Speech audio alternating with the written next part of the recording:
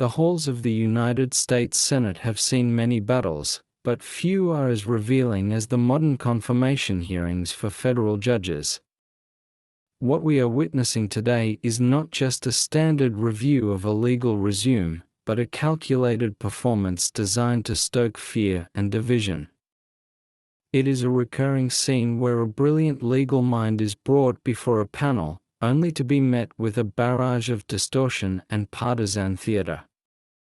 We see candidates who have spent their lives serving the cause of justice being reduced to caricatures by politicians more interested in a viral soundbite than the stability of our judicial system. The recent exchange between Senator Ted Cruz and Sarah Russell is a textbook example of how the pursuit of public safety is being weaponized against the principles of human dignity and common sense. At the heart of this confrontation is a fundamental disagreement about how a society should respond to an unprecedented global crisis. When the pandemic struck, the world was thrown into a state of absolute uncertainty, and nowhere was the danger more acute than in our crowded correctional facilities. Experts across the medical and legal spectrum warned that prisons were becoming tinderboxes for a deadly virus that did not care about a person's legal status. In that moment of crisis, voices of reason called for mercy, not as a sign of weakness, but as a necessary measure to protect both the incarcerated and the communities they would eventually return to. Sarah Russell was among those who recognized that a death sentence by infection was never part of any legal mandate in this country. Yet, as we watch the footage from the committee room, we see Senator Cruz attempt to strip away all that vital context. He frames a collective call for public health precautions as a radical plot to unleash chaos upon the streets of America. This is the classic playbook of the far right, taking a complex humanitarian issue and flattening it into a scary story for their base. They want the American people to believe that seeking to prevent a mass casualty event in a prison is somehow an attack on the rule of law itself. In reality, the true defenders of the rule of law are those who believe that the Constitution applies even in the darkest corners of our society, especially during a once-in-a-century plague. The senator's line of questioning was never about seeking the truth of Professor Russell's judicial philosophy. It was a prescripted ambush designed to paint a dedicated scholar as an extremist. By focusing on a single letter signed during a period of national panic, the opposition ignores a lifetime of legal excellence and a deep commitment to the fair application of the law. They choose to ignore the fact that the letter in question was an act of advocacy for human life, a plea to recognize the humanity of those behind bars who were uniquely vulnerable to a respiratory virus. To Cruz, this is a political weapon, but to those who were on the front lines of the legal response to the pandemic, it was a matter of life and death. It is important to understand the environment in which these judicial nominees are forced to operate. They are expected to answer for every signature, every academic paper, and every association they have ever had, often with the most cynical interpretations applied to their work. Professor Russell, with her extensive background in law and her commitment to the rights of the marginalized, represents exactly the kind of diverse perspective we need on the federal bench. We need judges who understand that the law is not just a set of cold rules to be used for punishment, but a tool for ensuring that justice is tempered with mercy. This is precisely why she has become a target for those who prefer a judiciary that functions as a rubber stamp for a regressive agenda. When the senator asks if she regrets signing a document that sought to save lives, he is asking a trap question. If she says yes, she is accused of being dishonest or inconsistent. If she says no, she is painted as a danger to society. It is a cynical game that ignores the reality of the legal profession, where advocacy for the vulnerable is a core tenet of professional ethics. Professor Russell's response, emphasizing her commitment to following the law as a judge, is the only responsible answer a nominee can give. She correctly distinguishes between the role of an advocate and the role of a jurist, a distinction that her detractors choose to deliberately blur for the sake of political theater. This pattern of behavior from the Republican side of the aisle has become an exhausting routine in Washington. They search for any shred of evidence that a nominee might believe in criminal justice reform and then use it to claim that the entire Democratic Party is soft on crime. It is a tired narrative that ignores the growing bipartisan consensus that our current system of mass incarceration is both morally and fiscally unsustainable. By attacking Sarah Russell, they are attacking the very idea that our legal system can evolve to be more humane and more effective. They are clinging to an outdated model of retribution that does nothing to actually make our community safer. We must ask ourselves what kind of country we want to be. Do we want a country where a judge is disqualified because they once showed compassion for people facing a deadly disease? Or do we want a country where the bench is filled with people who have the intellectual depth to understand that justice and public health are not mutually exclusive? The attacks on Professor Russell are an attack on the progressive values of empathy and reform that are essential for a healthy democracy. Those who stand against her are standing against the progress we have made in recognizing that the law must serve all people, not just the powerful and the privileged. The rhetoric used by the senator is intentionally inflammatory, using words like dangerous and radical to describe common-sense measures that were being discussed by legal experts across the political spectrum during the height of the lockdowns. This is not just about one nominee. It is about a broader effort to intimidate any legal professional who dares to speak out for the rights of the accused or the imprisoned. It creates a chilling effect where future legal scholars might be afraid to engage in advocacy for fear that their words will be twisted by a politician years later. This is a direct threat to the vibrancy of our legal discourse and the quality of our future judiciary. The reality of the pandemic in prisons was a nightmare that many would prefer to forget. There were stories of elderly inmates, many of whom were nearing the end of their sentences or held on minor charges, who were left to languish in facilities where social distancing was a physical impossibility. The calls for release were not about opening the gates for everyone, but about a targeted, compassionate review of who truly needed to be behind bars during a medical emergency. When Professor Russell signed that letter, she was joining a chorus of voices saying that we cannot simply abandon people to their fate. That is not radicalism, that is the definition of a civilized society. As this hearing progressed, it became clear that the facts of the matter were irrelevant to the senator's objectives. He was not interested in the specific criteria for release mentioned in the letter or the legal safeguards that were proposed.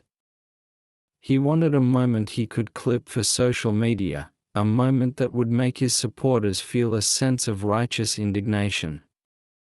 This is the degradation of the Senate's advice and consent role. Instead of a serious inquiry into a nominee's fitness for office, it has become a stage for the most performative aspects of our politics. It is a disservice to the American people who deserve a judiciary that is above this kind of partisan bickering. Professor Russell's poise under fire is a testament to her character and her readiness for the bench. She refused to be baited into a shouting match, choosing instead to remain focused on her record and her commitment to the Constitution. This is the temperament we should be looking for in our federal judges, someone who can remain calm and focused even when faced with unfair and aggressive questioning. Her ability to navigate this political minefield shows that she has the emotional intelligence and the legal clarity required for the high stakes of the federal court system. The struggle for judicial reform is long and difficult, and every nomination is a battleground. The forces that want to maintain the status quo of a punitive and inequitable system will stop at nothing to discredit those who advocate for change. They see someone like Sarah Russell as a threat because she represents a shift toward a more holistic understanding of justice. They fear that a judge who understands the systemic failures of our prison system might actually do something to address them from the bench. And that is exactly why her confirmation is so vital for the future of our legal landscape. We must look past the headlines and the inflammatory clips to see the truth of what is happening in these hearings. We are seeing a clash between two visions of America. One vision is rooted in fear, exclusion, and a rigid adherence to the failures of the past. The other vision, the one represented by Professor Russell and her supporters, is rooted in hope, inclusion, and the belief that our legal system can be a force for good in the lives of all citizens. This is the fight of our generation, and the outcome will determine the direction of our country for decades to come. As the debate over this nomination continues, let us remember that the strength of our democracy lies in our ability to protect the most vulnerable among us.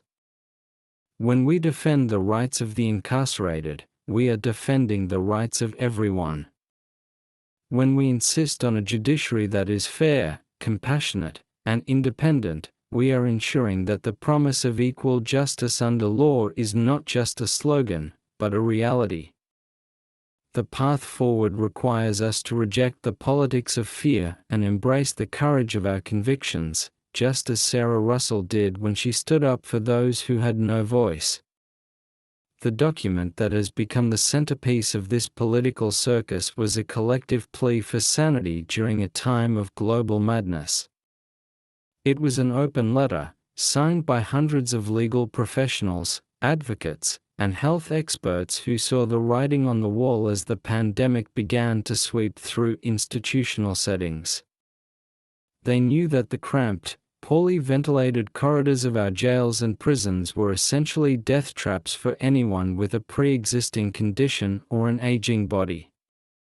These weren't people calling for an end to the justice system, but rather people calling for the preservation of human life within that system. Sarah Russell's signature was a reflection of her identity as a legal scholar who refuses to look away from the human cost of administrative inertia. Senator Cruz, however, views this signature through a lens of pure political opportunism. He chooses to frame the request for a temporary pause in new admissions or the release of nonviolent individuals as a direct assault on the safety of every American household. It is a classic move from the reactionary playbook, taking a nuanced policy discussion and turning it into a monster story. He speaks of criminals being let loose as if the proposal was to empty every cell block without any oversight or consideration of risk. In reality, the advocates were calling for an orderly, medically informed process to reduce density, a move that would have actually protected the correctional officers and staff who were also being exposed to the virus every single day. When we look at the way these hearings are structured, it becomes clear that they are designed to prevent any real exchange of ideas. The senator uses his time to deliver a monologue disguised as a question, leaving the nominee with only seconds to respond before being interrupted. This is not a pursuit of truth, it is the creation of a campaign ad. By painting Professor Russell as someone who wants to release dangerous individuals, Cruz is sending a dog whistle to his base, signaling that he is the only thing standing between them and a fictional wave of lawlessness. It is a deeply dishonest strategy that ignores the fact that many of the people being discussed were only being held because they couldn't afford cash bail for minor offenses. The rhetoric of being tough on crime has been used for decades to justify the expansion of a system that disproportionately targets communities of color and the poor. For a long time, this approach went unchallenged, leading to the highest incarceration rate in the developed world. But the tide is turning, and that is what truly frightens the establishment figures like Ted Cruz. They are terrified of a judiciary that might actually take a critical look at the status quo and ask if we are really achieving justice through mass confinement. They see a nominee like Sarah Russell, with her deep understanding of the systemic flaws in our legal framework, and they recognize her as a threat to the very foundations of their power. Professor Russell's refusal to be intimidated by the senator's aggressive tone is exactly why she is so qualified for this role. She understands that the job of a federal judge is to be the adult in the room, to look at the facts and the law without being swayed by the political winds of the moment. While Cruz was busy performing for the cameras, she remained anchored in her legal principles. She explained that as a judge, her personal opinions or past advocacy would be secondary to the binding precedents of the higher courts and the statutes passed by Congress. This is the hallmark of a fair and impartial jurist, yet the opposition tries to frame this professional standard as a form of evasion. It is worth considering the alternative that the senator seems to be proposing. If we were to follow his logic to its conclusion, any lawyer who has ever advocated for a controversial cause or signed a petition for social change would be forever barred from serving on the bench. This would effectively prune the pool of judicial candidates until only the most bland, corporate, and ideologically rigid individuals remain. It would rob our courts of the very expertise and diverse life experiences that are necessary to handle the complex issues of the 21st century.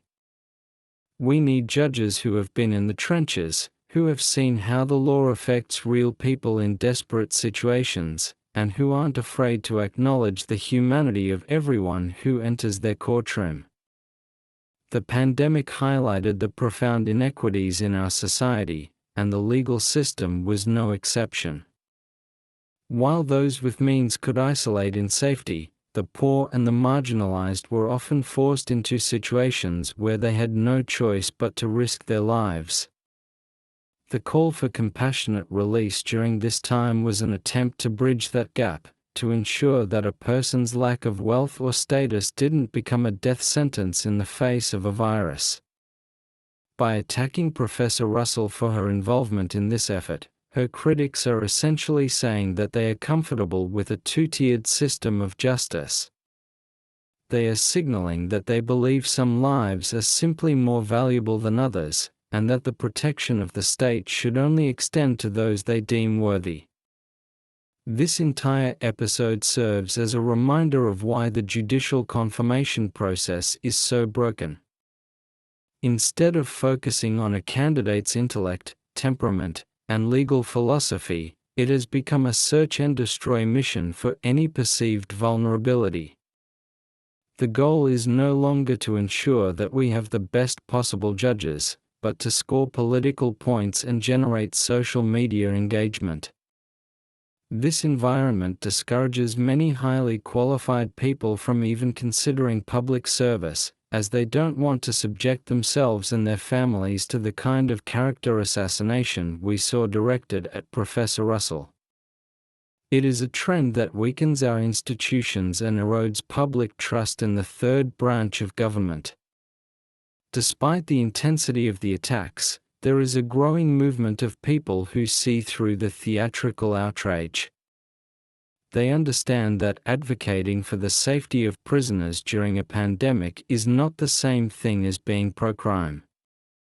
They recognize that a legal system that ignores the physical safety of those in its custody is a system that has failed its most basic moral obligations. The support for Sarah Russell from across the legal community shows that her peers respect her for her bravery and her dedication to the core values of justice. They know that her signature on that letter was not an act of radicalism, but an act of conscience that deserves respect, not condemnation. We must also talk about the specific language used by the senator during the exchange. By using terms like mass release and dangerous criminals, he is intentionally bypassing the logical centers of the brain and aiming straight for the amygdala, the part of the brain that handles fear. This is not an accident, it is a calculated psychological tactic. When people are afraid, they are less likely to ask questions about the actual details of a policy or the nuances of a legal argument. They are more likely to seek out a strongman figure who promises to protect them from the perceived threat. This is the very essence of the populist rhetoric that has become so prevalent in our political discourse, and it is a direct threat to the rational deliberation that our democracy requires.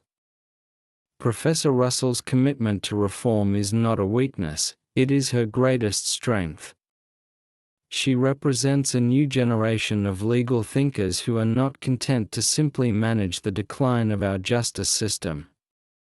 They want to rebuild it in a way that is more equitable, more transparent, and more focused on restoration rather than just punishment.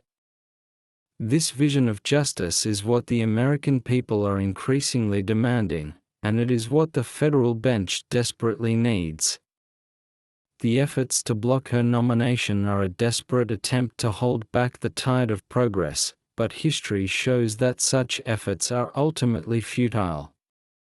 The demand for a more just society will always be stronger than the fear-mongering of a few career politicians. As we move forward, it is crucial that we continue to demand better from our elected officials during these hearings. We should insist that they engage with the nominees on a level of substantive legal theory and judicial methodology. We should reject the use of out-of-context quotes and misleading characterizations. The stakes are far too high to allow the federal judiciary to be treated like a partisan playground. Every judge who is confirmed to a lifetime appointment will have a profound impact on the lives of millions of people, and they deserve a process that is as serious and dignified as the office they are seeking to fill. The resilience shown by Professor Russell under the spotlight should give us all a sense of hope. It shows that there are still people of great integrity who are willing to step forward and serve their country, even in the face of such bitter opposition. Her presence on the bench will be a constant reminder that the law can and should be a shield for the vulnerable, not just a sword for the powerful. She carries with her the aspirations of everyone who believes that our legal system can be better than it has been in the past. Her confirmation will be a victory for the idea that empathy and excellence are not mutually exclusive, but are in fact deeply intertwined. In the end, the attempt to smear Sarah Russell will likely fail, as the strength of her record and the clarity of her vision are too significant to be ignored. But the damage done to the process itself will remain. We must work to heal our political culture and return to a place where we can have vigorous debates about policy without resorting to the kind of personal destruction we witnessed in that hearing room.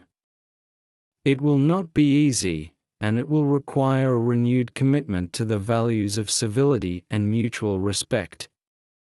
But it is a task we must undertake if we want to preserve the integrity of our democracy for future generations.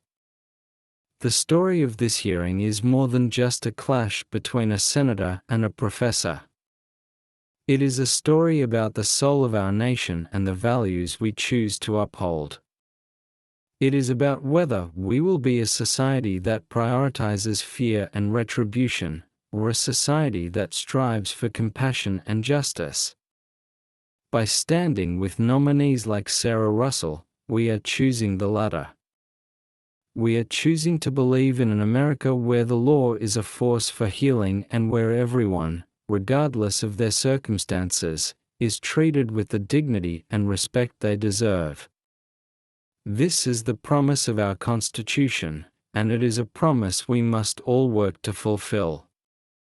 To truly grasp the weight of this moment, we have to look deeper into the reality of what was happening inside America's prison walls while the rest of the world was sheltering in place. It wasn't just about a virus, it was about the total collapse of a system that was already stretched to its breaking point. When Professor Russell and her colleagues signed that letter, they were reacting to reports of facilities where basic sanitation was non-existent and where medical isolation meant being thrown into solitary confinement. These were the conditions that the opposition wants to ignore because acknowledging them would mean acknowledging a systemic failure that they have helped oversee for decades. By focusing on the supposed danger of the prisoners, they conveniently overlook the very real danger posed by the state's inability to provide a safe environment for those in its care. The strategy employed by Senator Cruz is a form of historical revisionism that attempts to erase the fear and desperation of the early pandemic days. He speaks from the comfort of the present, using the benefit of hindsight to cast doubt on decisions made during a period of extreme urgency. It is easy to criticize a call for compassionate release now, but in the spring of 2020, every major health organization was warning that congregate settings would become centers of mass mortality. To suggest that a legal scholar should have ignored those warnings is to suggest that they should have abandoned their ethical responsibility to the truth. Professor Russell chose to listen to the experts and the advocates on the ground, and for that, she is being put through a political gauntlet. This brand of political theater relies heavily on the idea that any attempt at criminal justice reform is an inherent threat to the social order. It is a philosophy rooted in the belief that the only way to keep people safe is through ever-increasing levels of punishment and control. But we know from years of data that this approach has failed to address the root causes of crime and has instead created a cycle of poverty and incarceration that tears families apart. The movement for reform, which Sarah Russell represents, is about breaking that cycle and finding smarter, more effective ways to ensure public safety. It is about recognizing that a person's life does not lose its value simply because they have been convicted of a crime, and that the state's power must always be tempered by the requirements of the Eighth Amendment. The senators' focus on the specific crimes of individuals who might have been released is a classic emotional manipulation tactic.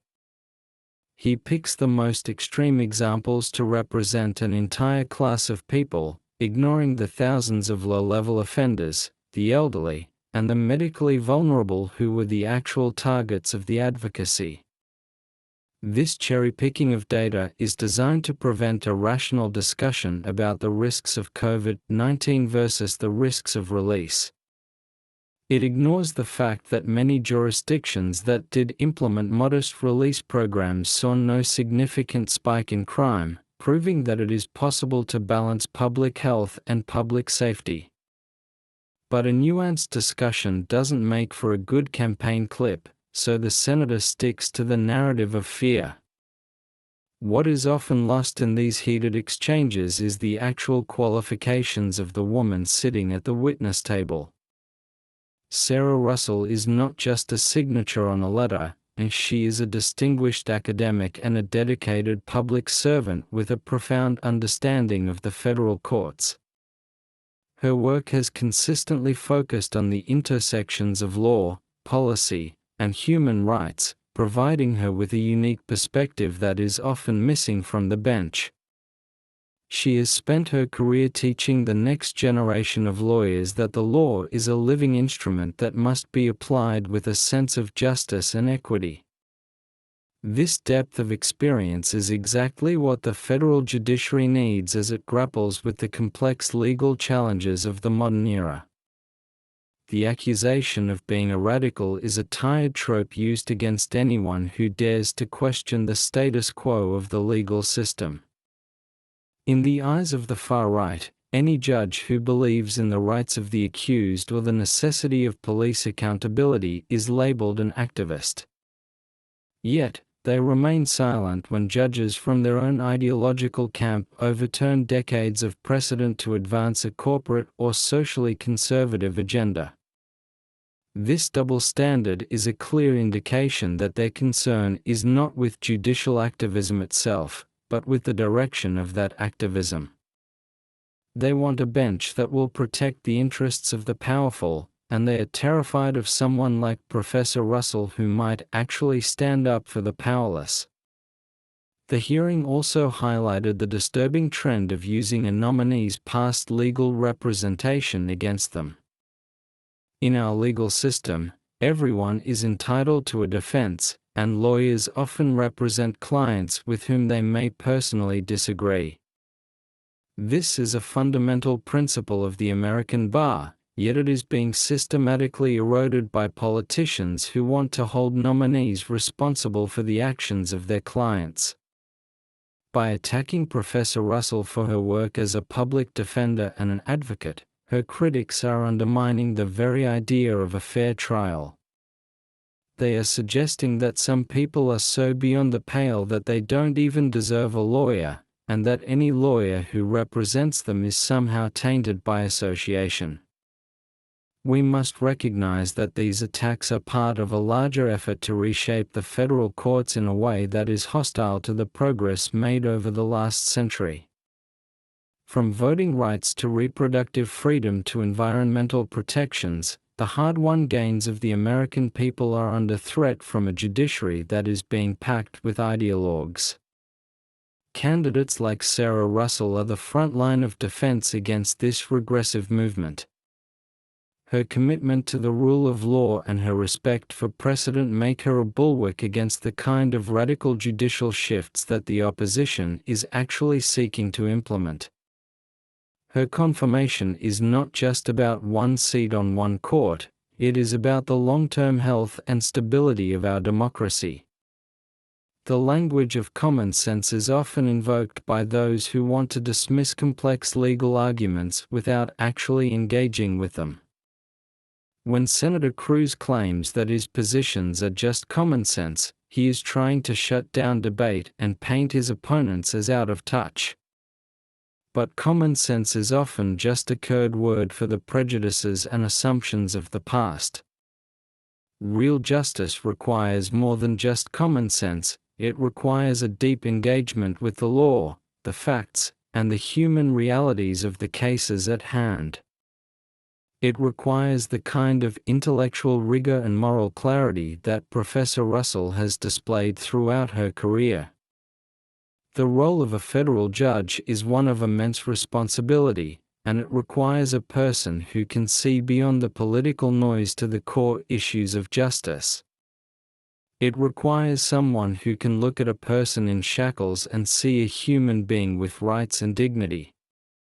It requires someone who understands that the power of the government must always be held in check by the Constitution. Sarah Russell has shown time and again that she possesses these qualities. Her performance in the face of Senator Cruz's badgering was a masterclass in judicial temperament, proving that she has the steel and the wisdom to serve on the federal bench.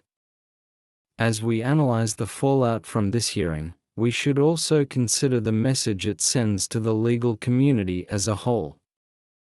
It tells young lawyers that if they want to one day serve as a judge, they should avoid taking on controversial cases or advocating for the rights of the marginalized. It tells them that they should keep their heads down and avoid any activity that might be used against them in a future political forum. This is a recipe for a sterile and uninspired legal profession, and it is a direct threat to the quality of our future judiciary. We should be encouraging our best and brightest to engage with the most difficult issues of our time, not punishing them for doing so. The support for Professor Russell from her former students, colleagues, and even some of her legal adversaries is a powerful testament to her integrity. They describe her as a person of deep conviction who is always fair and open-minded. They speak of her dedication to the truth and her unwavering commitment to her students and her clients. These are the voices that should matter most in this process, not the manufactured outrage of a politician looking for a headline. The people who actually know Sarah Russell and have worked with her are the ones who can speak most accurately to her character and her fitness for the bench. The fight over this nomination is a reminder that the path to justice is rarely easy and is often blocked by those who benefit from the current system. It requires courage to stand up to the kind of bullying and intimidation that we saw in the Senate Judiciary Committee. It requires a belief that the truth will eventually prevail and that the cause of reform is worth the personal cost. Sarah Russell has shown that she has that courage and that belief. She has stood her ground and refused to let her record be distorted by those who have a vested interest in maintaining the status quo. In the final analysis, the exchange between Ted Cruz and Sarah Russell was not just about a letter signed during a pandemic. It was a clash of values, a contest between two very different ideas of what America should be. One side believes in a country defined by fear, punishment, and the protection of the powerful. The other side believes in a country defined by empathy, reform, and the pursuit of equal justice for all. By supporting Sarah Russell, we are choosing to move toward that more perfect union that the Constitution promises. We are choosing a future where the law is a source of hope and where every person is treated with the dignity they deserve. The pattern of these attacks reveals a much deeper and more troubling strategy than simple disagreement over a single letter or a specific policy. We are seeing a concerted effort to delegitimize any legal professional who has dedicated their career to defending the marginalized or the unpopular. By focusing his ire on Sarah Russell's background as a public defender and her advocacy for prisoner health, Senator Cruz is signaling that the only acceptable path to the bench is through the service of corporate interests or the prosecution of the poor. This narrow view of the law ignores the vital role that defense attorneys play in ensuring that the government's power is exercised fairly and that every citizen's constitutional rights are protected. To treat this service as a disqualification is to fundamentally misunderstand the engine of American justice. This is the same playbook we saw used against Justice Ketanji Brown Jackson, where her service as a public defender was twisted into an accusation that she was somehow sympathetic to criminals. It is a form of professional character assassination that seeks to punish lawyers for doing their jobs with excellence and compassion. When Sarah Russell stood her ground in that hearing room, she was standing up for every lawyer who has ever taken on a difficult case because they believed in the principle of due process. She was reminding the Senate and the country that the law is at its best when it is being used to protect the most vulnerable from the overreach of the state. Those who try to use this record against her are the ones who are truly out of step with American values. The obsession with labels like radical and extremist is a convenient way for the opposition to avoid talking about the actual substance of their policy failures.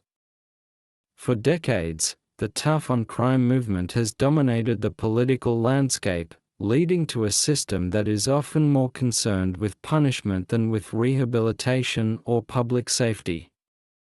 Now that a new generation of legal thinkers is calling for a more evidence-based and humane approach, the old guard is lashing out in fear. They use these labels to try and scare the public away from ideas that are actually gaining broad support across the ideological spectrum.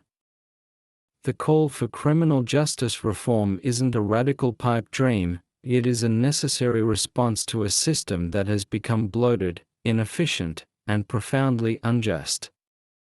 Senator Cruz's performance was also a masterclass in the art of the out-of-context quote. By pulling specific phrases from a letter written during a time of extreme crisis, he attempted to create a narrative that simply does not exist. He ignored the numerous caveats, the legal justifications, and the expert medical advice that formed the basis of the document. This kind of intellectual dishonesty is a disservice to the American people who are looking for serious leadership on the issues that affect their lives. It is easy to shout and wave a piece of paper in a committee room, but it is much harder to do the actual work of crafting policies that make our communities safer while respecting human dignity. We have to talk about the human cost of the rhetoric being used in these hearings.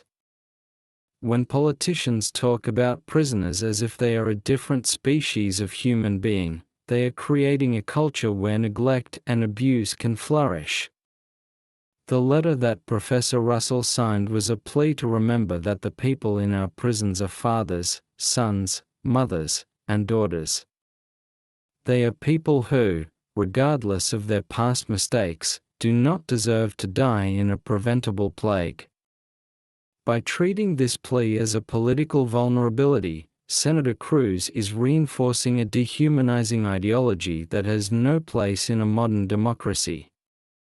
We should be applauding people who have the moral courage to speak up for those who have been forgotten by society. The broader strategy here is to ensure that the federal judiciary remains a bastion of the status quo. By making the confirmation process as painful and as personal as possible, the opposition hopes to deter anyone with a progressive or reform-minded background from even seeking a seat on the bench. They want a judiciary that looks like the past, while the rest of the country is moving toward the future. They are terrified of judges who understand the systemic barriers that prevent many Americans from achieving equal justice under the law. This is why they fight so hard against nominees like Sarah Russell, who bring both intellectual brilliance and a deep sense of social responsibility to their work. It is also important to highlight the irony of Senator Cruz's stance on law and order. This is a politician who has consistently undermined the institutions of our democracy when they don't serve his political interests. To hear him lecture a respected legal scholar on the importance of the rule of law is the height of hypocrisy. His interest in the law begins and ends with how it can be used to advance his own brand of partisan politics. Professor Russell, on the other hand, has shown a lifelong commitment to the law as a neutral arbiter of justice, one that must be applied fairly to everyone regardless of their political connections or social standing. The discussion about the pandemic in prisons is not just a historical debate, it is a live issue that affects how we prepare for future crises. If we accept the idea that seeking to protect the health of incarcerated people is a disqualifying act for a judge, we are setting a dangerous precedent. We are saying that in a time of emergency, the government has no obligation to protect those in its custody. This is a direct challenge to the Eighth Amendment's prohibition on cruel and unusual punishment.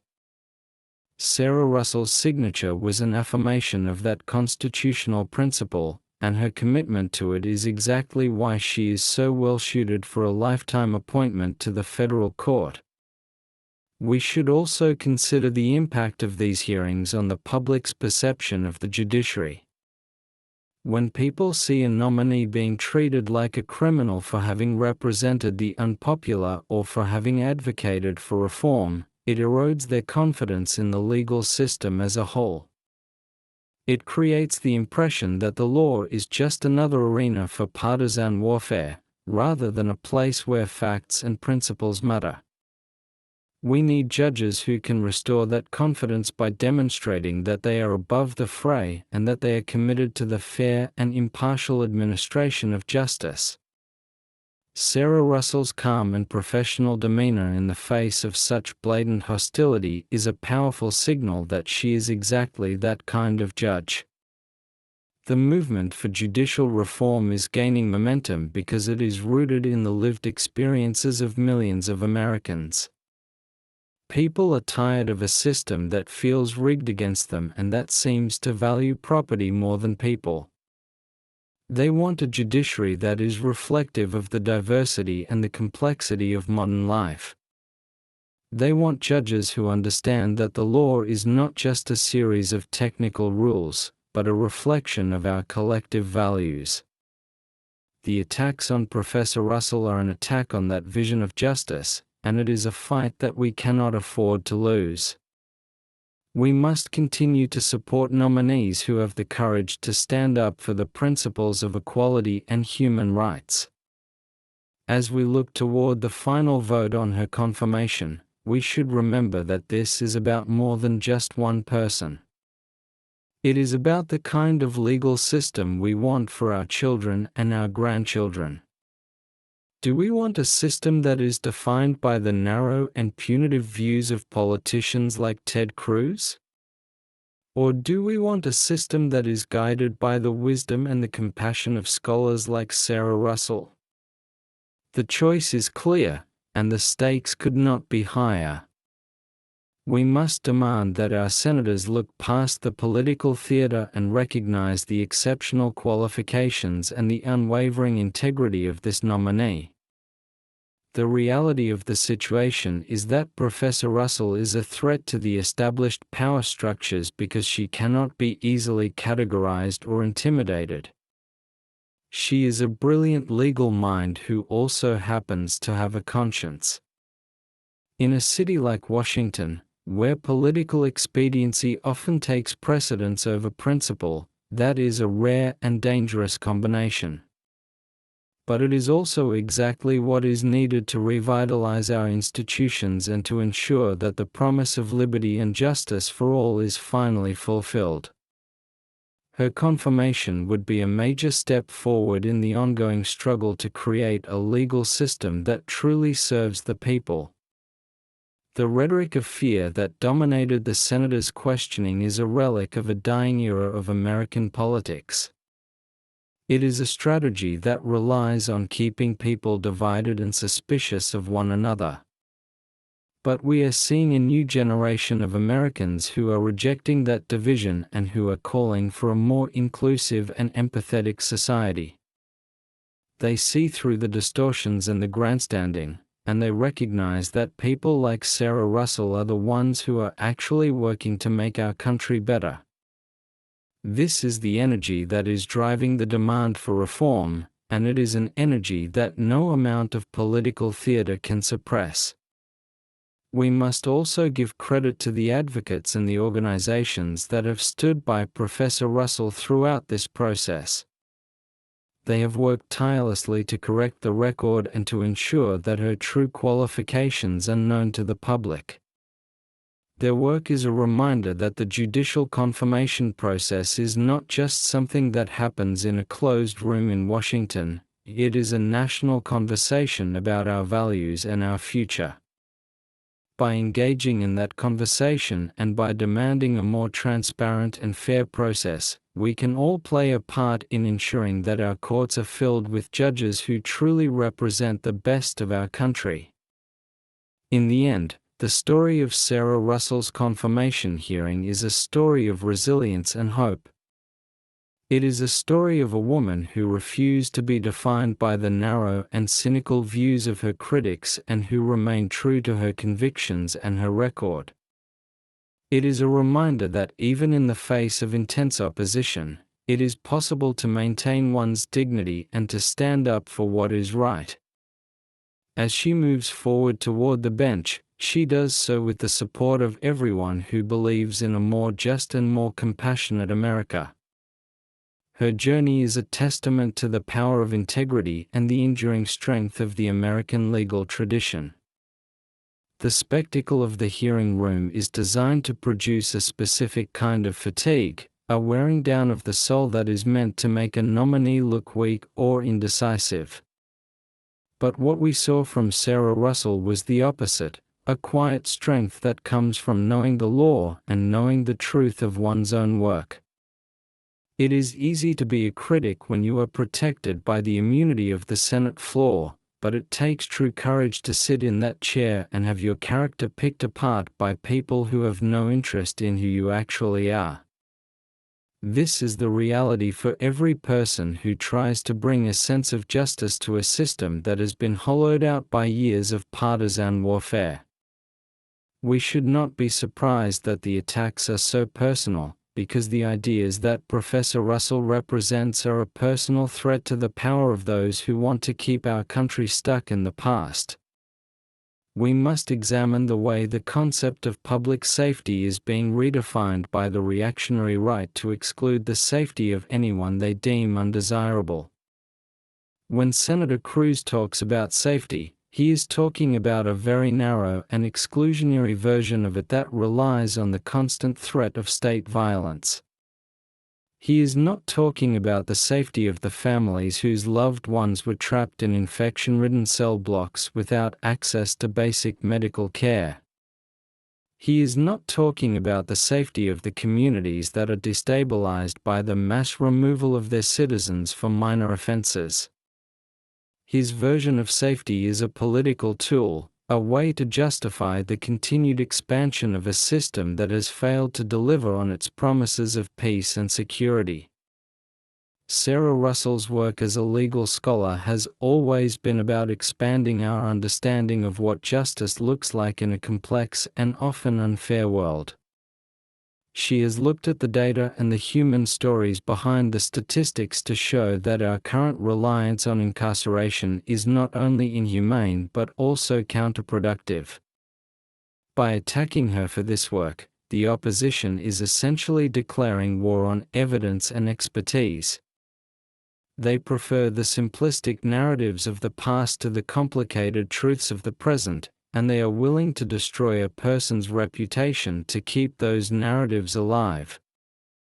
This is a dangerous path for our country to follow, as it leads to a judiciary that is blind to the reality of the people it is meant to serve. The transition from advocate to judge is a process that requires a deep understanding of the different roles one must play within the legal system. Professor Russell has demonstrated that she understands this distinction perfectly, yet her critics continue to conflate the two for their own benefit. They want to believe that a lawyer's personal beliefs are the only thing that guides their decisions, because they cannot imagine a person who is capable of being objective and impartial. This says more about the critics than it does about the nominee.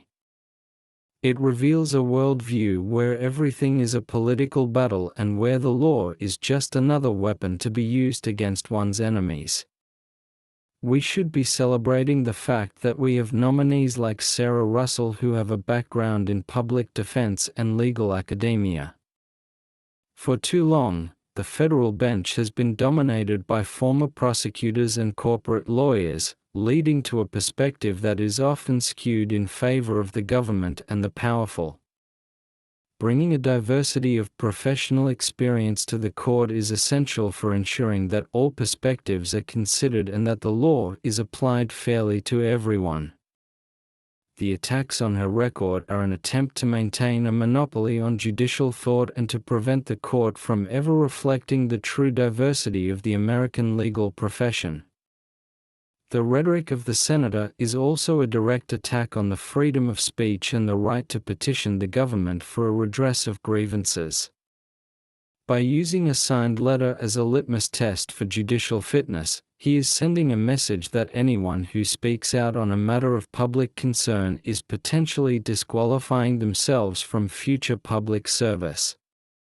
This is a chilling prospect for our democracy, as it discourages the kind of civic engagement that is necessary for a healthy society.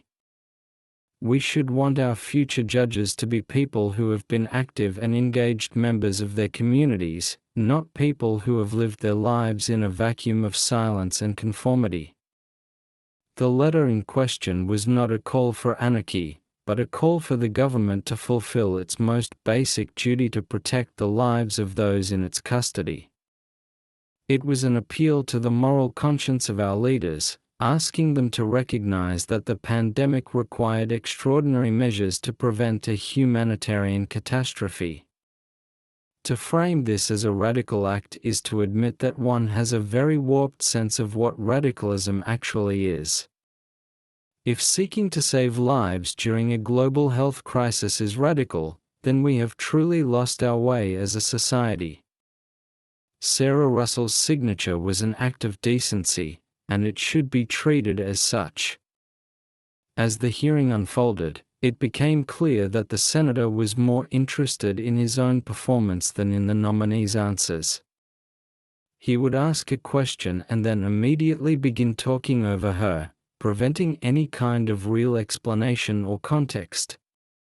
This is the behavior of a bully, not a statesman. It is a sign of a person who is afraid of the truth and who knows that their arguments cannot stand up to a fair and honest debate. The American people deserve better than this kind of childish display from their elected officials, especially when it comes to something as important as a lifetime judicial appointment. The impact of this kind of grandstanding extends far beyond the walls of the Senate Judiciary Committee. It poisons our national discourse and makes it even harder for us to find common ground on the issues that matter.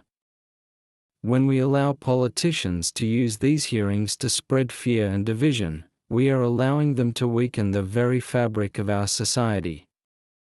We must demand a return to a more civil and substantive process, one that focuses on the qualifications of the nominee rather than the political ambitions of the questioner. This is the only way we can ensure that our courts remain a respected and independent branch of government. Professor Russell's commitment to the rights of the incarcerated is rooted in a deep understanding of the history of our legal system. She knows that the struggle for justice has always been a struggle to expand the circle of those who are protected by the law. From the end of slavery to the civil rights movement, every step forward has been met with the same kind of resistance and fear-mongering that we are seeing today. By standing her ground, she is continuing that long and honorable tradition of pushing our country to live up to its highest ideals. She is a reminder that the law can be a force for progress if it is in the hands of those who believe in the promise of equality. The focus on the pandemic letter is a convenient distraction from the many other ways in which Professor Russell is exceptionally qualified for this role. Her years of teaching at Quinnipiac University, her extensive list of publications, and her reputation as a fair and thoughtful legal mind are all being ignored in favor of a single, out-of-context moment. This is the hallmark of a smear campaign, where the goal is to define a person by their perceived flaws rather than their proven strengths. We must reject this kind of character assassination and insist on a full and fair evaluation of her entire record. The reality of the situation is that the opposition is terrified of a judiciary that they cannot control. They have spent years trying to fill the courts with ideologues who will rubber-stamp their agenda, and they see someone like Sarah Russell as a direct threat to that project.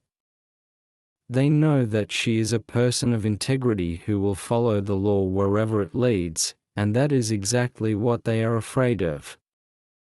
They want judges who are predictable and partisan, not judges who are independent and principled. This is the real reason for the intensity of the attacks on her nomination. We must also talk about the specific harm that is done when we allow our legal system to be used as a political football. It discourages people of talent and character from seeking public office, and it erodes the public's trust in the fairness of our laws.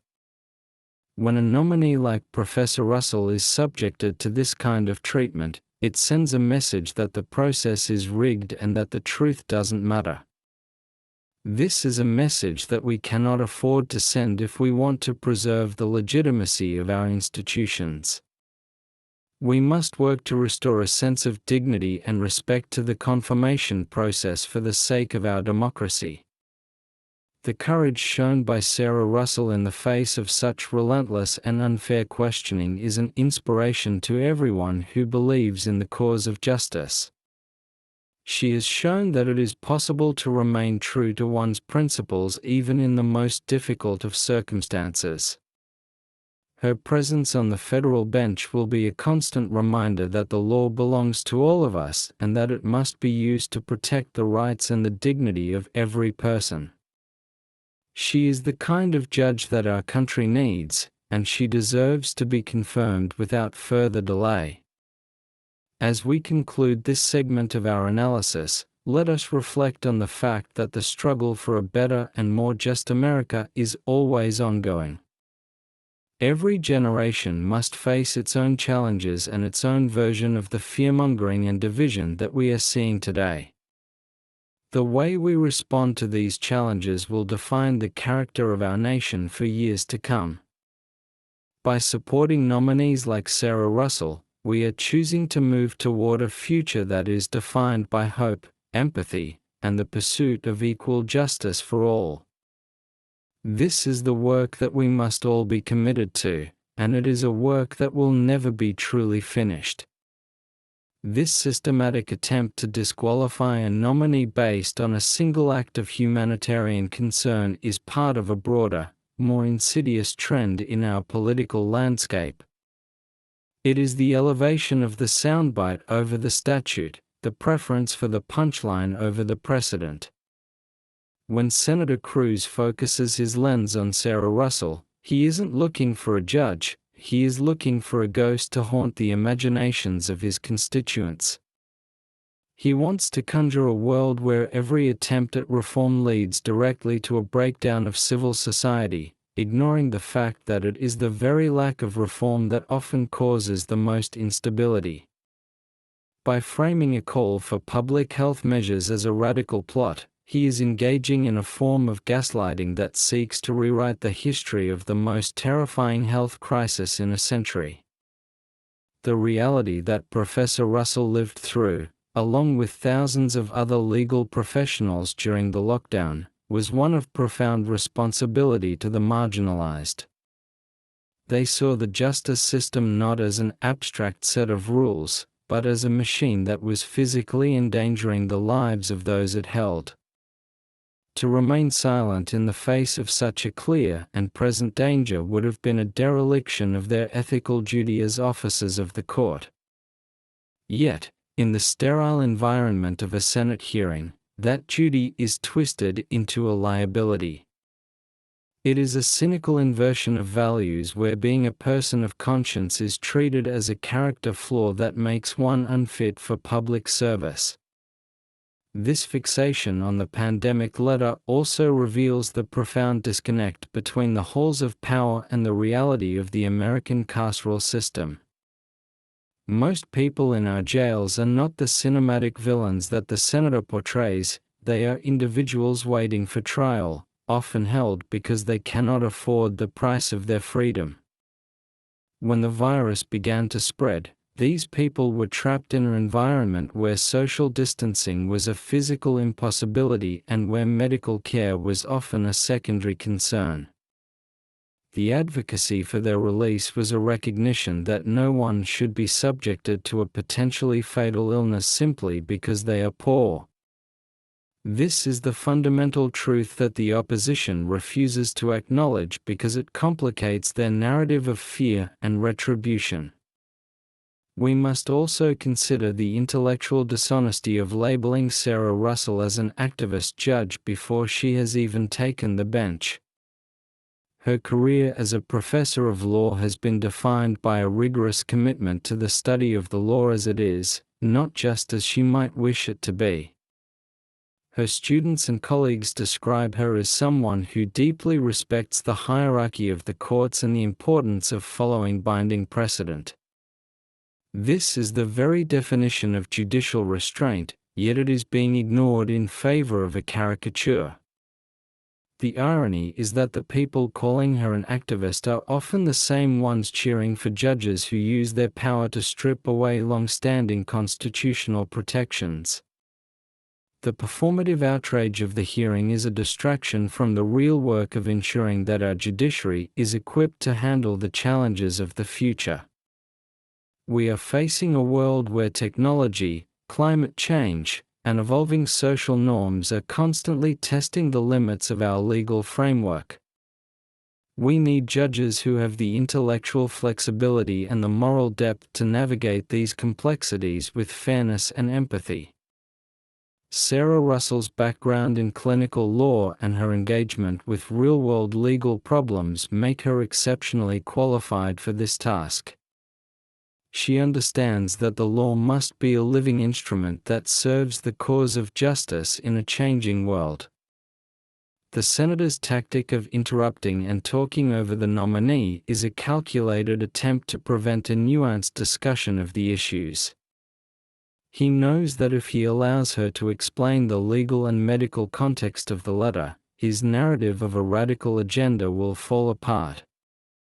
By keeping the exchange on the level of accusations and short, clipped answers, he maintains control of the optics. This is not how a serious deliberative body should function, especially when it is tasked with the solemn duty of advice and consent. It turns a constitutional process into a reality television show where the goal is to generate conflict rather than to seek understanding. The support for Professor Russell from such a wide range of legal experts, including those who do not share her political leanings, is a testament to her standing in the profession. They recognize that her advocacy was a response to an extraordinary set of circumstances and that it does not reflect a bias against law and order. They understand that a lawyer can advocate for the rights of the accused without being soft on crime. This distinction is at the heart of our legal system, yet it is being deliberately blurred for political gain. If we allow this blurriness to become the standard, we will lose the very essence of what makes our judiciary independent and fair.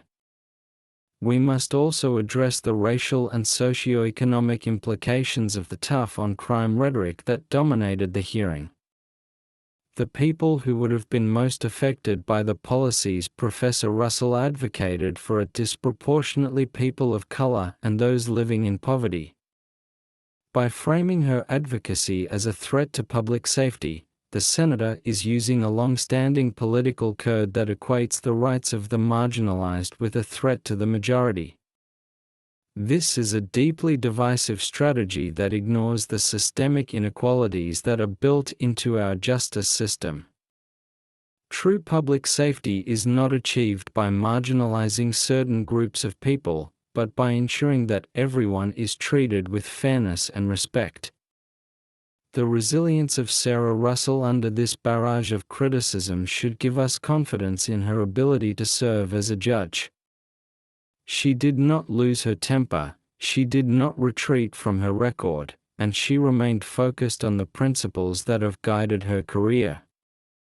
This is the temperament of a person who is ready for the high-pressure environment of the federal court.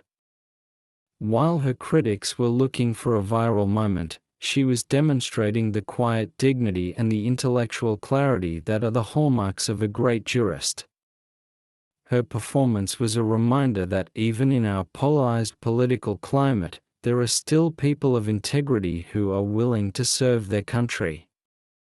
The attempt to define a person's entire career by a single signature on a letter is a form of reductionism that we should all find troubling.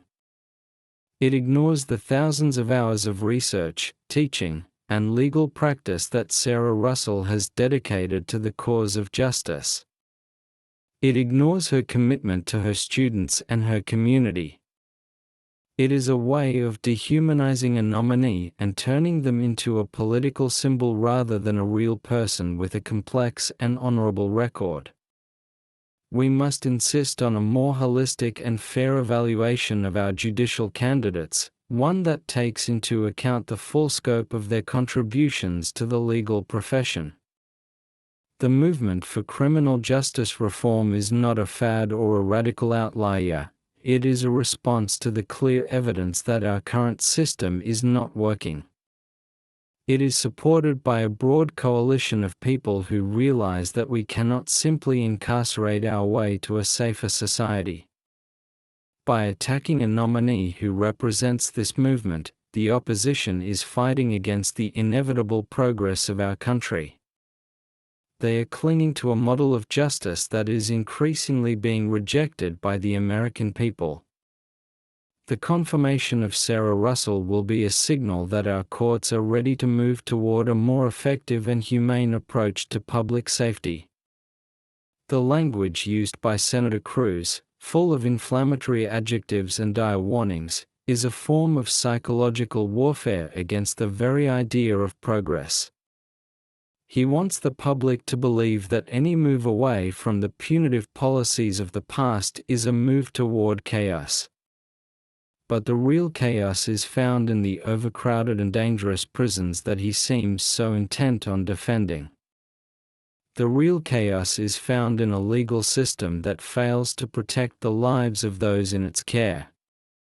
Professor Russell's advocacy was an attempt to bring order and sanity to that chaos, and for that, she should be commended, not condemned.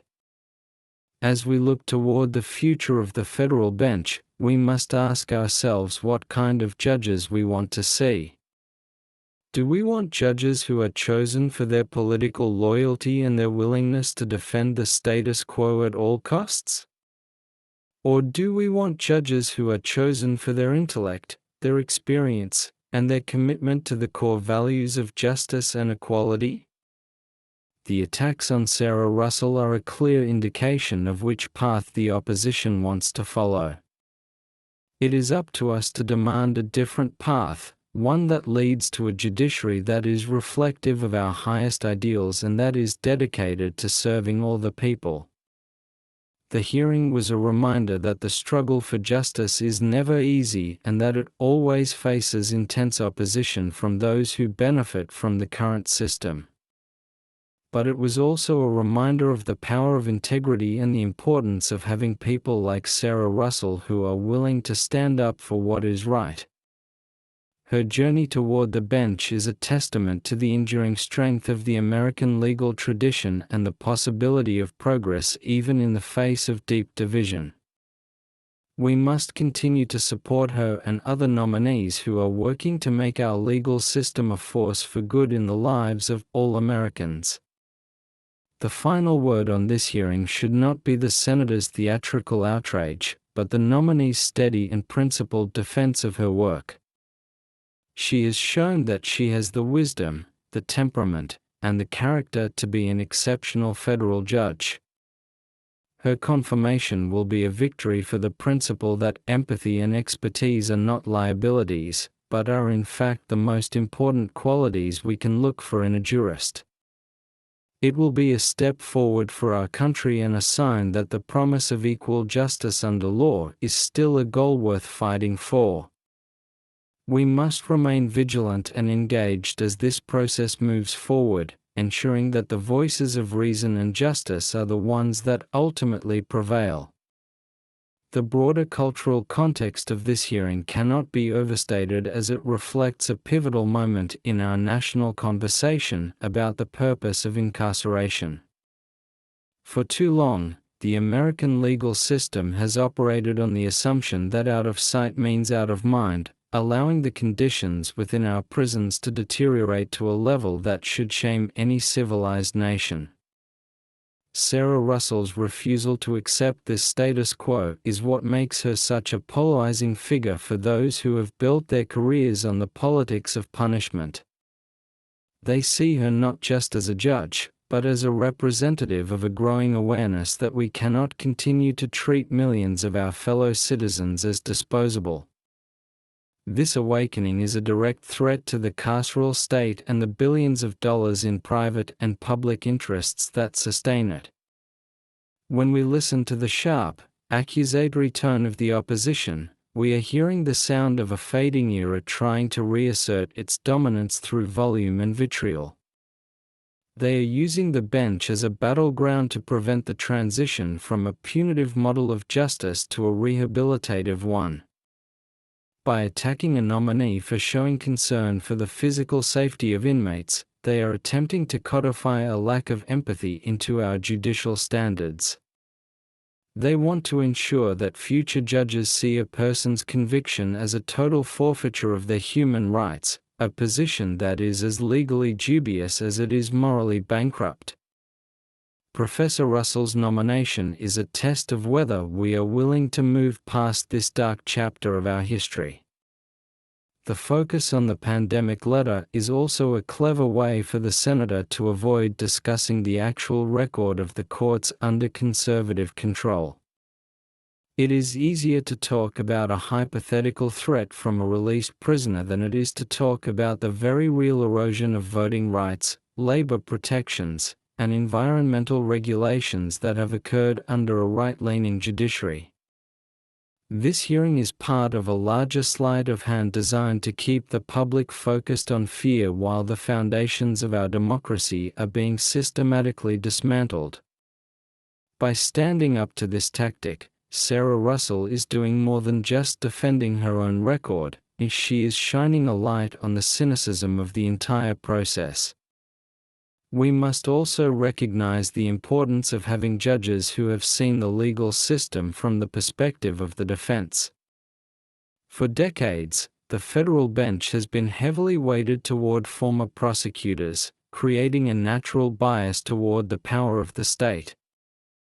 A public defender like Sarah Russell brings a necessary counterweight to this imbalance, offering a first-hand understanding of how the law can be used to marginalize and oppress.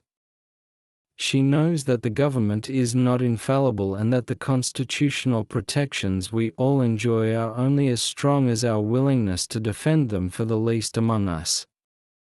This perspective is not a bias, yet is an essential component of a truly fair and balanced judiciary. The senator's attempt to paint her as soft on crime is a particularly hollow accusation when one considers the actual outcomes of the policies she supports. Evidence-based reforms, like those Professor Russell has studied and advocated for, often lead to lower recidivism rates and safer communities in the long run. The true soft-on-crime approach is the one that ignores the root causes of illegal behavior and relies solely on a cycle of incarceration that only creates more instability.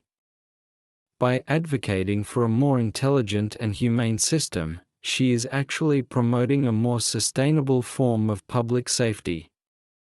This is a nuance that her detractors choose to ignore because it doesn't fit into a 30-second attack ad. The resilience of the legal reform movement, even in the face of such intense political opposition, is a sign that the American people are ready for a change. They are tired of the old tropes and the manufactured outrage that have dominated judicial hearings for years. They want a legal system that is efficient, fair, and rooted in the reality of the 21st century.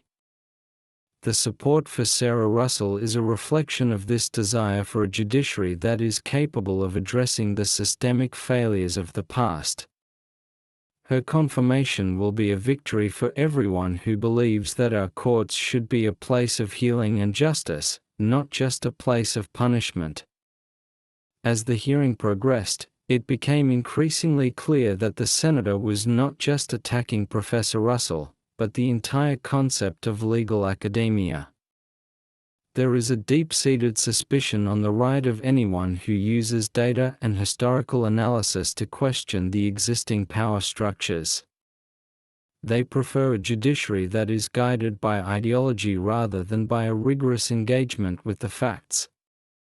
By targeting a professor for her scholarly work and her advocacy, they are sending a message that intellectual inquiry is a liability for anyone who wants to serve on the bench. This is an anti-intellectual trend that threatens the quality of our legal discourse and the depth of our judicial thinking. We should also reflect on the role of the media in shaping the public's perception of these hearings. All too often, the coverage focuses on the most inflammatory exchanges, giving a platform to the grandstanding while ignoring the substantive legal arguments. This creates a distorted view of the process and makes it easier for politicians like Ted Cruz to use the Senate as a stage for their personal brand of theater. We need a more responsible and nuanced approach to reporting on judicial confirmations, one that prioritizes the qualifications and the record of the nominee over the political drama of the moment. Sarah Russell's performance deserves to be seen in its entirety, not just through the lens of a few handpicked clips. The attempt to make her answer for the actions of people she might have advocated for is a direct violation of the principles of our legal system. A lawyer's job is to provide the best possible representation for their clients, not to act as a judge and jury before a trial has even begun. If we start disqualifying nominees because they represented people who were accused of crimes, we will effectively destroy the adversarial system that is the heart of American justice. Professor Russell's commitment to her clients, even the most unpopular ones, is a mark of her professional integrity, not a stain on her character. The focus on the pandemic letter as a litmus test for judicial fitness is a dangerous precedent that could be used to target any nominee who has ever taken a stand on a matter of public importance.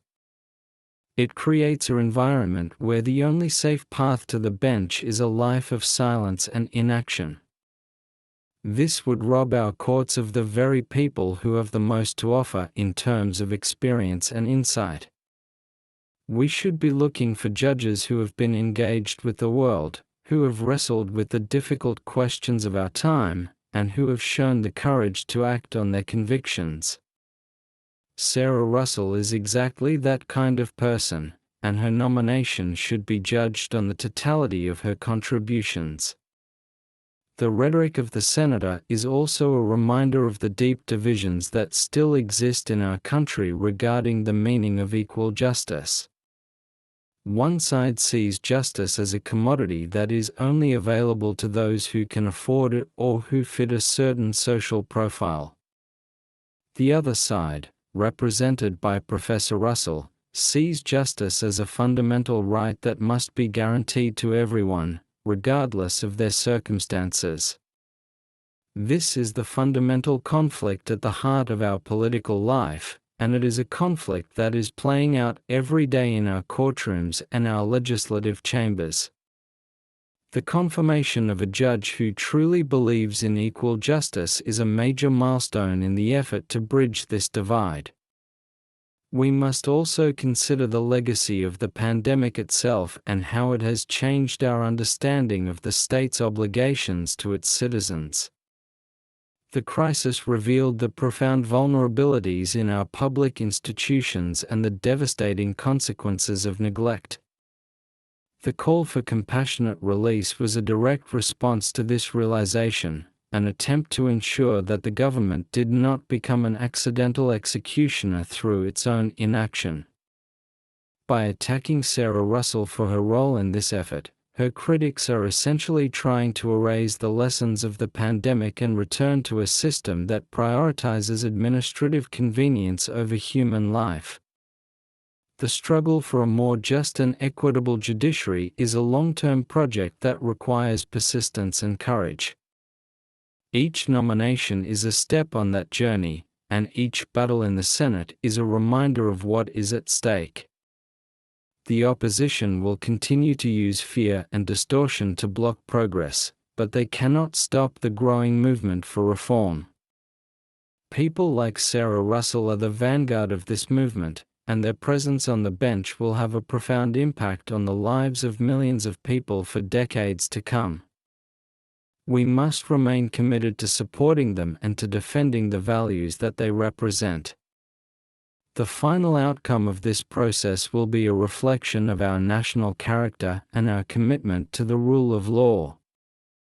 If we allow a brilliant and dedicated nominee to be derailed by a campaign of fear and misinformation, we will be sending a terrible message about the future of our democracy.